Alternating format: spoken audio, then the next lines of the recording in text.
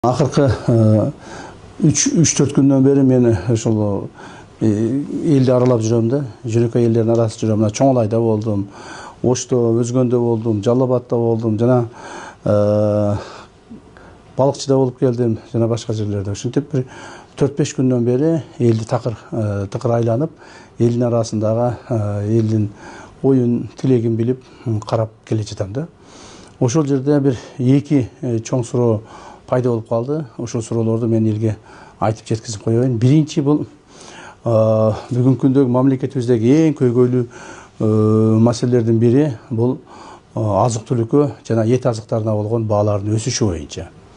Бул боюнча мамлекетибизде, өкмөтүбүздө тиешелүү чаралар көрүлгөн. Ошонун негизинде өкмөттөн токтом кабыл алынган. Ошол токтомдо так көрсөтүлүп турат. Эт азыктарынын жана тамак аш азыктарынын бааларынын көтөрүлбөшү боюнча. Жана ошолорду контролдоп, бааларды бир таризде кармоо боюнча. Бирок ал нерселер эч жерде сакталбай атыптыр. Мен аны көрүп элден да угуп келдим. Базарларга да чыгып көрдүм. Мына кээ бир жерлерде эттин баалары 800-900 сомго чейин чыгып кетиптир. Кээ бир жерде 700-750 сомго чейин бар экен. Ал эми өкмөттүн токтомунда ошо 680 сомдон 700 сомдон ашырбасын деген. Эмне үчүн мындай болуп атат деп туруп андай изилдеп көрсөм, этти өзү мындай баягы дүңүнөн тапшыргандар, оптом тапшыргандар 450-500 сомдон алып келип тапшырат экен. Ал эми ошо саткан жанагы чайкоочулар аларды көбөйтүп, даже керек болсо 2 эсеге көбөйтүп жиберип атат экен да.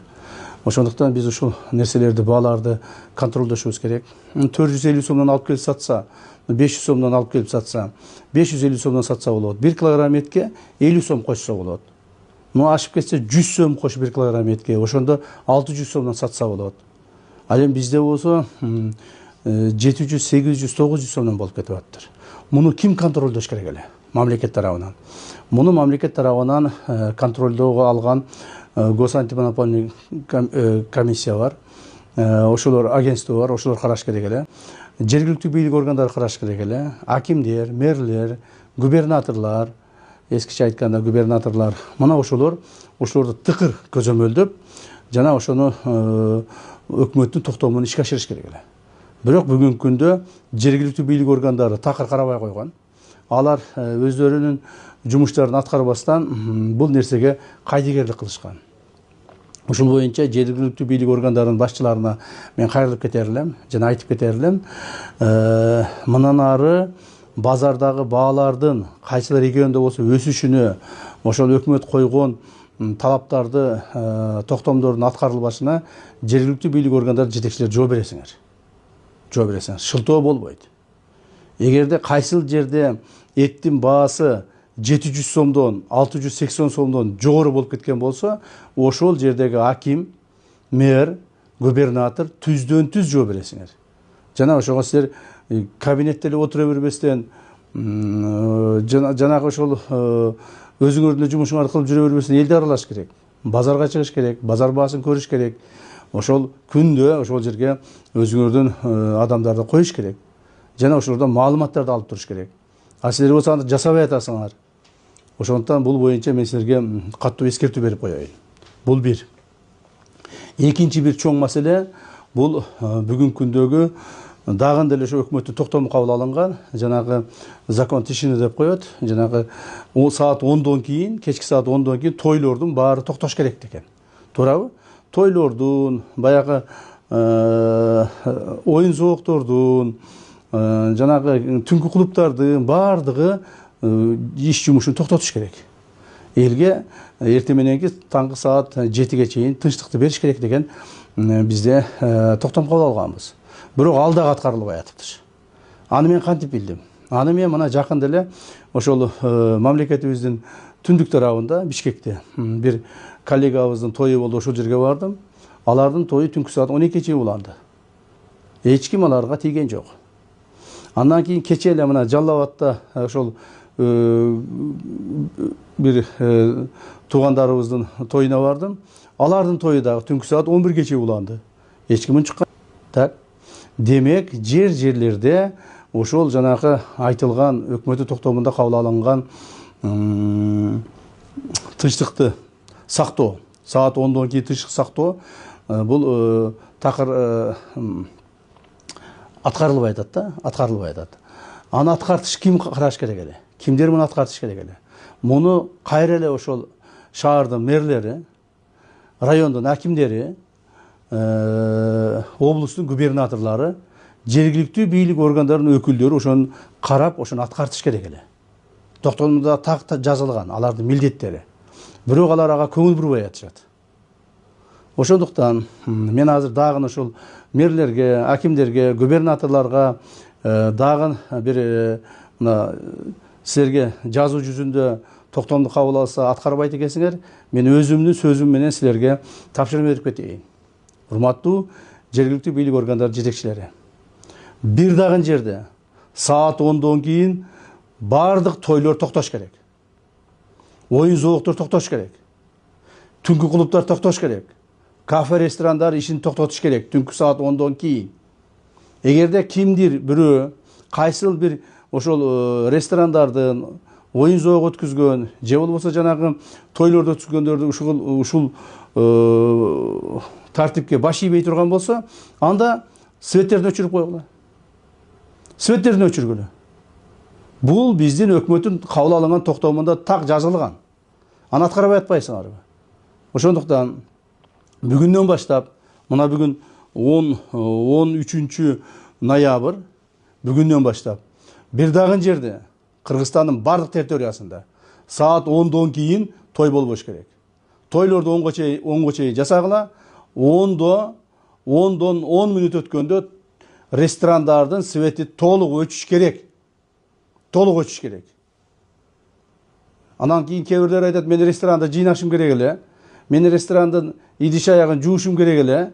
Ошондуктан мен дагы 1 саат, дагы 2 саат деп жанагы калпты сүйлөшүп туруп тойлорду узарткандар бар. Андай болбойт. 10 болду, ресторан свети өчөт. 10го чейин баарын бүтүрүңүздөр. Тоюңуздар да бүтүрүңүздөр, оюн зоокты да бүтүрүңүздөр. Жана ошол идиш аягыңарды дагы жууп тазалап бүтүрүп алгыла. Же болбосо эртеси менен келип саат 8ден 9дан келип даярдангыла. То есть саат 10до дагы бир жолу айтайын. Урматтуу мэрлер, акимдер, облустун президенттеги өкүлдөрү, силерге тапшырма. Саат 10го чейин, то есть 10дон кийин, түнкү саат 10дон кийин бардык тойлор, оюн зоок, түнкү клубдар бардыгы светтери өчүрүлүш керек. 100%. Анан мына экөөсү өчүп, бирөөсү өчпөй калыптыр. 5өөсүн токтотконбуз, 6-чысы иштеп аткан экен, көрбөй калыппыз дебегиле экен.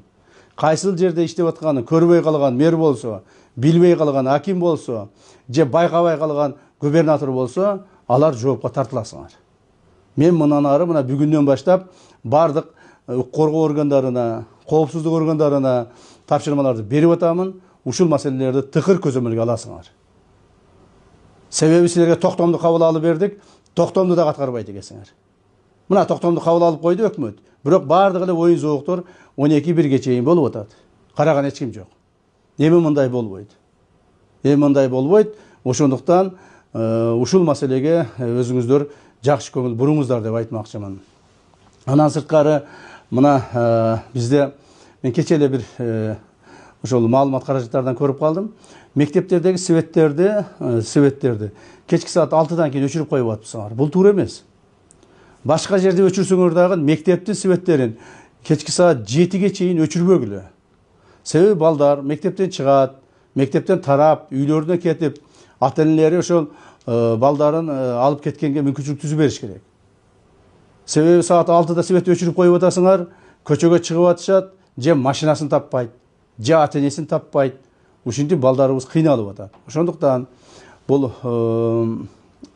энергетика кызматкерлерине айтайын, мектептердин, именно мектептердин 2-чи сменада окуган мектептердин светтерини кечки саат 7ге чейин өчүрбөгүлө.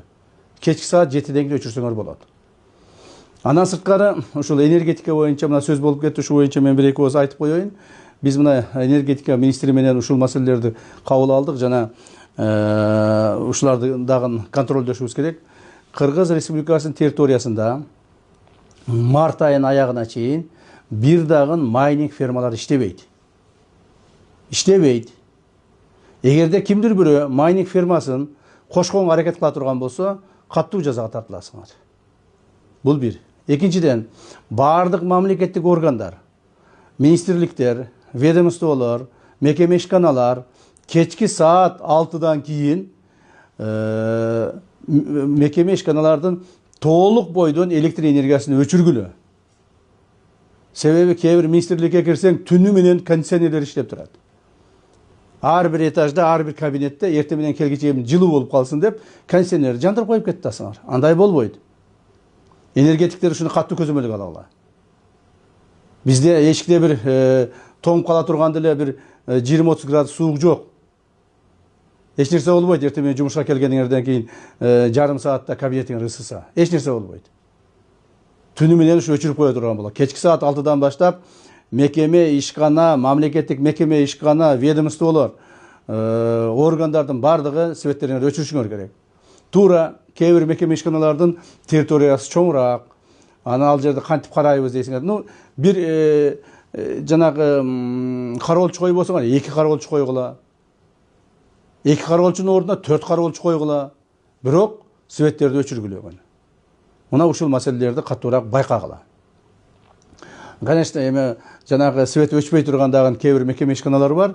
Ал мына коопсуздук органдары бар, кээ бир укук коргоо органдары бар. Ал жактарды, конечно, алардыга мындай избирательный подход кыласыңар. Андан сырткары биздин мамлекетибизде кече министр энергетика дагы айтты. Мамлекетибизде жанагыдай веерный отключение деген болбойт. Эч жерде атайылап свет өчпөйт. Атайлап свет эч ким өчүрбөйт. Себеби свет Кудайга шүгүр жетишет. Бирок ошондой болсо дагы, ошону экономдойлу, үнөмдөйлү, ошону мындай бир баягыдай кылып чачып төгүп жок кылбайлы деген максатта баарыбыз кайрылып атабыз. Урматтуу президентибиз айтып атат, мына министрлер айтып атат, мына мен дагы кайрылып айтып атамын, баарыбыз айтып атабыз. Үнөмдөп пайдаланайлы депчи. Кудай буйрса, быйыл туура суубуз аз, энергетика өндүрүү азайды. Бирок ошондой болсо дагы элди биз камсыз кылып, Кудай буйрса жакшынакай болуп чыгып кетебиз. Мунан эч кыжаат болбош керек. Анан жанагы не деп коет, элдин арасына бүлүк салган бузукуларга табылбай эле калды. Аларга табылбай эле калды. Бир жерде бир свет өчсө деле, ой мына свет өчүрүп койду, светсиз отурабыз. Ой тиякта свет өчүрүп койду, светсиз отурабыз деп бир саат, 2 саат бая ремонтко же башкага өчүп калган светтерди дагы тартып видеолорго, интернетке чыгарып атасыңар. Андай эмес. Дагы бир жолу айтып коеюн. Атайылап жанагы атайы верный отключение деп коет. Жанагы убакыт суаксы менен 2 саат, 3 саат, 4 саат өчө турган свет өчпөйт бир да жерде. Энергетиктерге дагы ушуну мен мындай эскертип айтып коеюн. Эч жерде свет өчүрбөгүлө. Кабыл алынган режимдин негизинде гана иштегиле. Андан сырткары дагы бир маселе ушул оюма түшүп кетти. Көптөн бери айтайын деп жүрдүм эле, азыр ошо мүмкүнчүлүк болуп калды, ушундагы айтып коеюн. Бул мына кыргыздардын арасында, кыргыз мамлекеттин ичинде, айрыкча ошо кыргыздардын арасында уруучулукка бөлүнүү жаман көбөйүп кетти да. Уруучулукка бөлүнүүнү токтотушубуз керек кыргыздар. Ар кимибиз өзүбүздүн уруубузду ушул менин уруум кыйын болгон деп, менин уруум көп болгон деп, менин уруумдан ушундай адамдар чыккан деп, өзүңөрдүн баягы эн тамгаңарды белгилеп, өзүңөрдүн тууңарды, байрактарыңарды белгилеп, республика боюнча курултайларды өткүзүп, ушундай кылганыңарды токтотушуңар керек. Бул туура эмес. Муну биз жетекчилик тарабына айтып коелу. Бул туура эмес. Уруучулукка бөлүнүп, жашоо же болбосо уруучулукка бөлүнүп саясат жүргүзүү же уруучулукка бөлүнүп мамлекеттик деңгээлге алып чыгуу бул өтө калпыстык жана туура эмес. Туура биздин жет атабызды билишибиз керек, уруубузду билишибиз керек, ким тууган экенин билишибиз керек. Бирок ошол эле мезгилде ошол тууганчылыкты мамлекеттик деңгээлге көтөрүп чыкканды биз токтотушубуз керек. Мындан ары ушу мамлекеттик деңгээлде жанагыдай курултайларды, уруулардын курултайларды өткөзүүнү токтоткула. аны өткүзбөгүлөгүн, жүргүзбөгүлө аны. Туура эмес нерсе бул. Тууган бол, уруу бол, урук бол, аны өзүң бил, бала чакаңа үйрөт, жана ошолор менен мамилени түз. Бирок жанагы мамлекеттик деңгээлге алып чыгып, курултайларды өткүзүп, тим эле өзүнчө бир мамлекетке окшоп кетип атканыңарды токтоткулагын. Андайга биз жол бербейбиз. Андайда биз туура эмес деп эсептейбиз. Ошондуктан урматтуу кыргыз элим, ушул маселелерди бир туура кабыл алсак, булардын баардыгы, ушу мен жогоруда айткан маселелердин баардыгы ушу элибиздин тынчтыгы, коомубуздун стабилдүүлүгү, жакшы жашоонун бир маселеси болуп айтылып атат да. Бул жөндөн эле кимдир бирөөгө керек болуп, кимдир бирөөдөн коркуп кетип, же үркүп кетип, же кимдир бирөөгө бир жагынайын деп айтылып аткан нерсе эмес. Мунун баардыгы ушу турмушубуздагы бүгүнкү күндөгү турмуштук маселелер. Мен ойлоймун, биздин элибиз, журтубуз акылдуу, даанышман эл, элибиз, журтубуз көрөгөч эл. Мунун баардыгын байкап турат. Башыбызга оор кыйынчылыктуу күн түшкөндө дагы чогуу жүрүп, чогуу жеңгенбиз. Мындан ары дагы Кудай буйрса, жыргалчылыкта дагы чогуу жакшы жашаганга Алла Таалам буйруп насип этсин.